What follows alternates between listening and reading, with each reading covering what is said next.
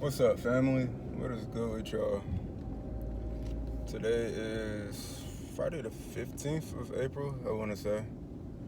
But I want to share with y'all the idea of being selfish. It seems wrong.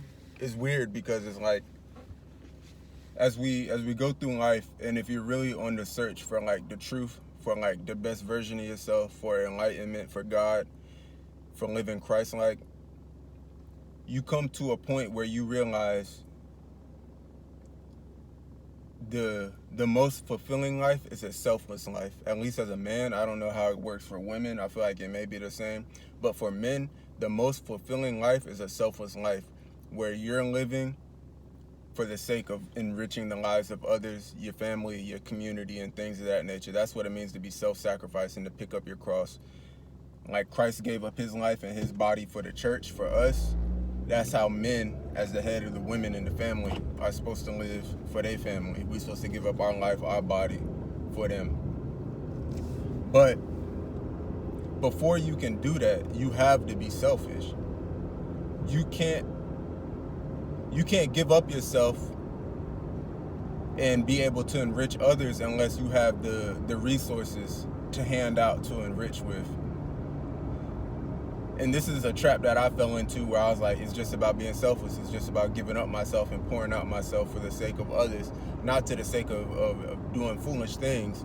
But that's just how my mentality was. I'm compassionate. I want to see better for others. So that's just how my mind was.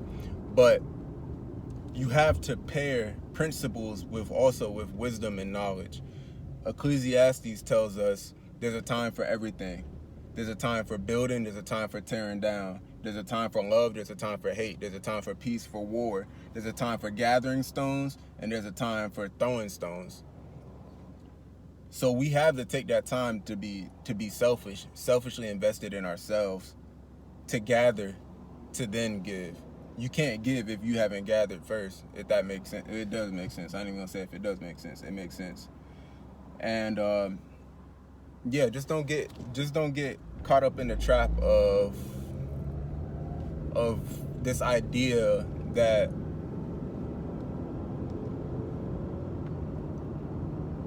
it's a weird idea because it's kind of layered, where there's this strength and weakness, which is true, but that's an intimate weakness that we really only share with God. As men, that's an intimate weakness that we really only share with God. We don't, I don't know how to describe it, but if you know what I'm trying to say, I hope you get what I'm saying. Let God give you wisdom. Let God explain that to you. But yeah, we have to be selfish, and we have to go through these periods. I'm just realizing now, like, the totality, the truth in this new chapter that I'm in right now.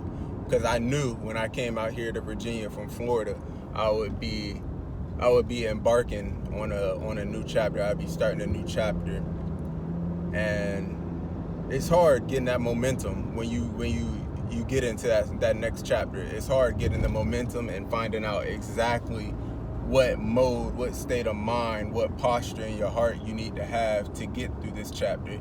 And I'm realizing that it's about selfishness in this chapter and becoming complete and whole, getting sifted. I knew I came out here to get sifted and to go through some stuff to be made complete, but I didn't really realize that part of being complete was being selfish. As a man, you gotta get, like I said, you gotta get before you can give.